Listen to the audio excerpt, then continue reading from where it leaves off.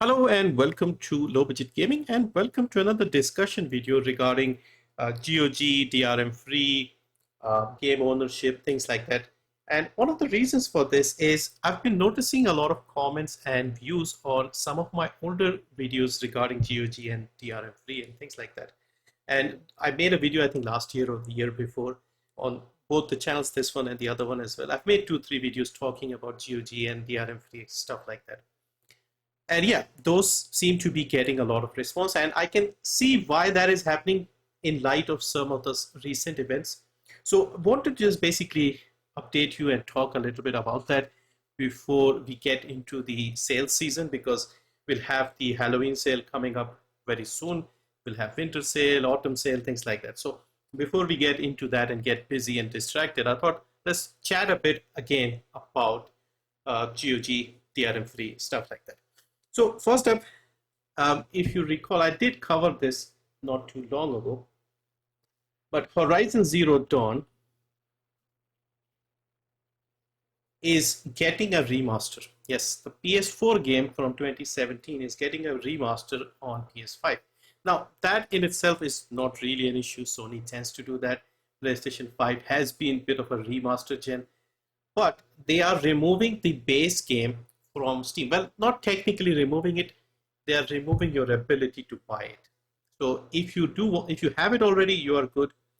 But if you want to go and buy the original Horizon Zero Dawn as it came out on Steam in 2020, you cannot do that. You have to get the remaster version and then you get it bundled with the new one.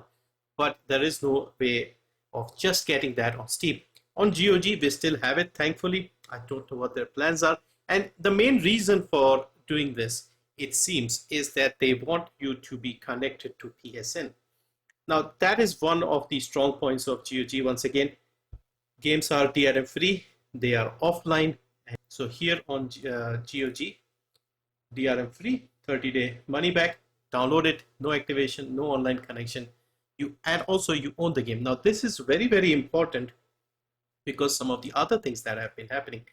Earlier in the year, you remember the Crew, first Crew game got removed from people's libraries. I was one of them. I had bought the Crew on Steam, connected it to Ubisoft. Now I cannot even download it. It's been literally removed from my library. I bought it in 2015, I think towards the end of 2015.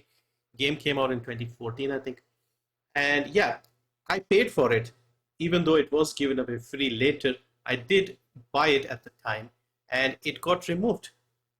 So they are removing games that you purchased from your libraries. There's no way I can play it. Of course, it was an always online type of game as well. So that was another issue. Even if it was available, we couldn't play it. So yeah, so that got me thinking about all the games we have on Ubisoft Connect, whatever it's called. Okay, so here we have my Ubisoft library, Ubisoft Connect, and you may be surprised to know that I created my Ubisoft Uplay library before I even made a Steam account. Initially, in the early 2000s, I wasn't gaming that much, to be fair, and I'm also someone who doesn't really jump into like a new revolution, like the digital revolution of buying games and stuff. So it took me quite a while until I got serious and made a Steam account. I had actually made a Uplay account before that, and the reason for that was in the early last decade, my sister had bought a PC, and she got a key for Far Cry Blood Dragon free with the purchase. So she offered me the key, and in order to claim that, I had to make a Uplay account. So that is how I got started. So I had a Uplay account before even a Steam account. Now, however, what would happen if Ubisoft goes down? Because if you've seen the latest news, the recent news regarding Ubisoft, things don't look very good for Ubisoft. There are rumors of a takeover. I don't think that's going to happen. I don't think Tencent is going to take over Ubisoft, at least based on what I've seen so far with Tencent. They like to take a share of the companies and just be like a silent partner investor in the background. I don't think they like to take over a company and fix problems, because I think they are more likely to sell their shares and run away. But again, that is my opinion. I don't want to get into that. But the major question I have is, what will happen to all my games if Ubisoft does go down, what if the new Assassin's Creed game that they have delayed until next year, if that flops as well, what is going to happen? Because they have removed the crew from our library. So do you think if the company goes down, they'll care about like people's games and keeping the Uplay alive and stuff? I don't think that's going to happen. Hopefully it doesn't happen. But we should consider all the options and all the alternatives. And if it does go down, I'm going to lose more than a decade's worth of games. Now, also, I have not bought a Ubisoft game in recent years because I've been fed up with them. I've been fed up with their open world formula, the same boring corporate made open world games. So I haven't really touched them, but I still have them. I still bought most of these games, so I would like to keep them. And this is where GOG comes back into the picture. Now, you may or may not be surprised to know that some of the classic Ubisoft games are on GOG DRM-free without the need of the Uplay launcher. So you have Far Cry 2 is here. I think the first Assassin's Creed is here as well, the original one. Assassin's Creed Director's Cut, you can see this one is here. I wonder if Splinter Cell is here. Yes, the first Splinter Cell is here as well. So yeah, they have some of their games here, which is good. But yeah, this is a big issue, and I've been really hesitating to buy any games. Now, the other issue, of course, with Steam and all the other Epic or other launchers is you only get licenses. In fact, if you remember not too long ago, Steam updated, like sent an email update saying that you actually own the licenses. Let me actually go and see if I can find. So here is the Steam license. So if you want to have a look, go into your Steam app, click on this sort of loudspeaker or whatever it's called, and just scroll down because there was this update recently on the 27th of September. If you open here, look under licenses, and you can see here, hereby grants and you accept a non-exclusive license and right to use the content and services for personal, non-commercial use, etc., etc. So basically, you only have a license, you don't have ownership. And so this is something that has been bothering me simply because games have become quite expensive. And over the last couple of years, since late 22, when they recommended the increase in regional pricing, it's not really great value to buy a lot of games, at least for me here, because, for example, we were talking earlier about Horizon Zero Dawn. And in fact, have a look at this. Kingdom Come Deliverance is on a 90% sale. So just wanted to mention this here. When this game came out, I think I paid 1,088 or something, 1,100 roughly. And this is a big AAA RPG style game. This was 1,100 new 2018. And Horizon Zero Dawn was the same price, 1,100 in India. Same Horizon Zero Dawn is now 3,000 something on Steam, gone up 3 times. And the new games are also getting updates. In fact, I make the sales videos, and every now and then I notice a game that was on my wish list or something has jumped up in price because of the changes to regional pricing. So that value option is also gone with Steam. Like if a game is very cheap, like 100 rupees or something, I don't mind thinking about the license that much. I'll say, okay, I'm just buying a game, I'll play it, have fun, and okay, it's fine. But when you are not even getting ownership of the game and you are spending several times more than what you previously paid, then it becomes a different thing. So that's why I've been trying my best to get more and more stuff from GOG. And also Amazon with their Prime Gaming giveaways, they have been giving away a lot of games on GOG as well, which is great. By the way, Plague Tale Innocence will be coming to GOG. A free version of it will be available from Prime, the GOG version. So remember to claim that later in October.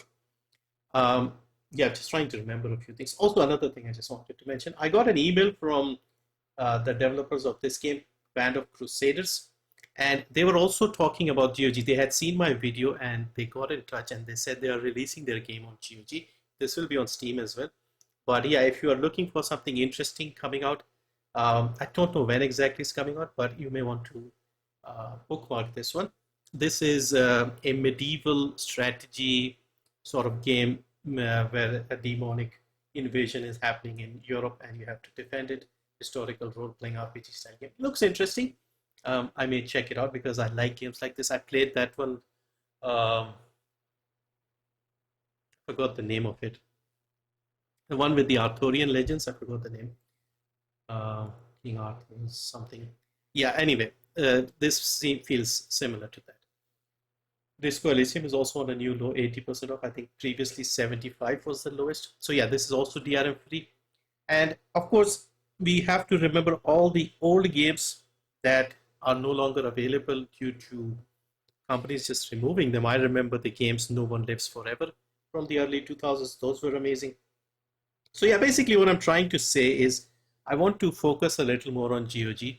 And I think everyone who cares about games, game preservation, if you want to play games later in say 10 years time or something, I think you should seriously consider GOG. I know people are big fans of Steam and Steam is great.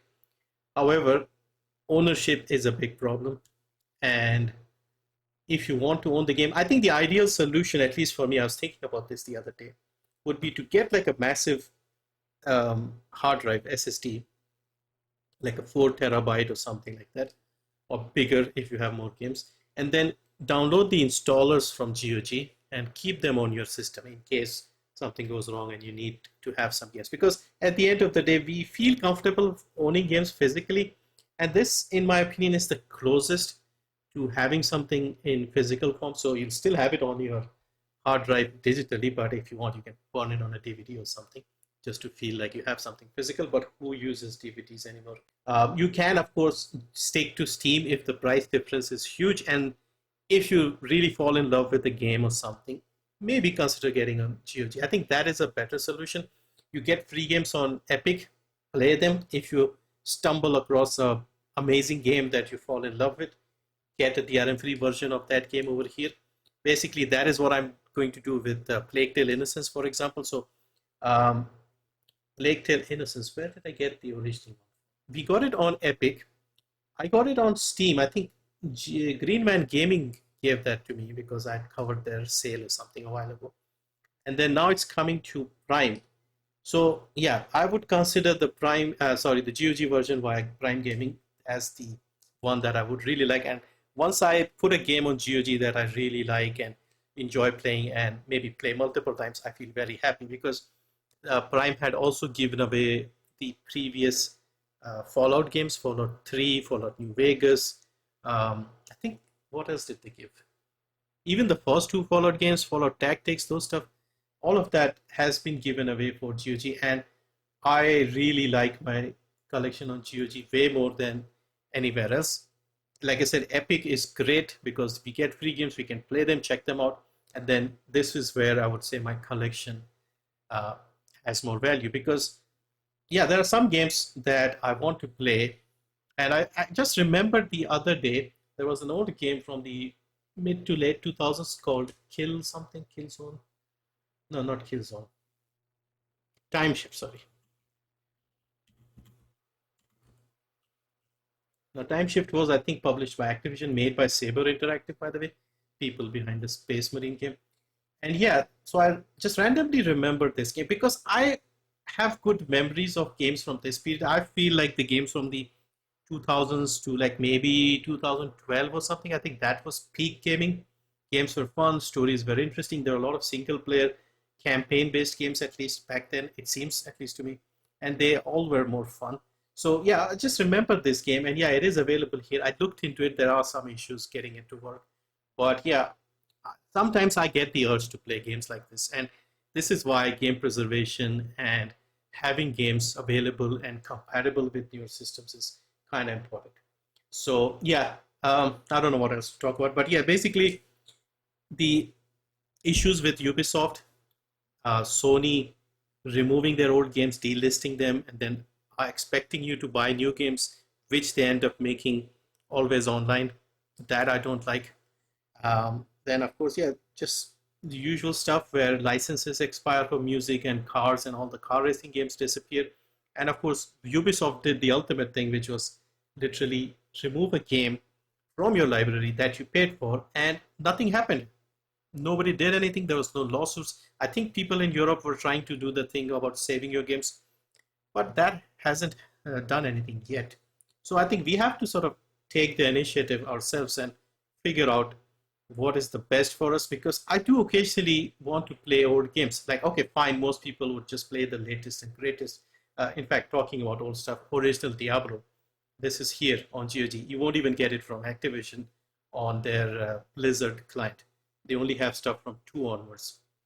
But yeah, if you wanted to play the original, that is it. And if you are like really young and your teens or early 20s, you may not understand this, because again, I'm older. But yeah, in 10 years' time, you will have fond memories of games you played as a teenager or as someone in your early 20s with your friends. And then 20 years later, when you have kids or you're just a middle-aged man, you may get a bout of nostalgia and you want to go back and play those games. So yeah, look at the Space Marine here, for example. Second game has come out, it's been great. First one was also good. It wasn't like the best game, but it was good. And so suddenly this is back again in people's imaginations, let's say. And yeah, it's good to see GOG preserving games and trying to keep them updated, and also giving you the option of owning the games. This is like the only place available right now, besides physical media, of course, where you can actually own the games. But even with the new physical stuff, you do need the online connection once again, and having to install the updates via the um, whatever the software is in the consoles. But yeah, anyway, started rambling as usual. But yeah, just wanted to cover these main things, and I'll try and cover more GOG. I know videos here on GOG sales doesn't go anywhere. Like, I don't get a lot of views, but I'll still try my best because this is important for me. And yeah, whether you play old games or not, this is something that is, I think, very relevant. Anyway, thank you for watching. If you did, see you next time.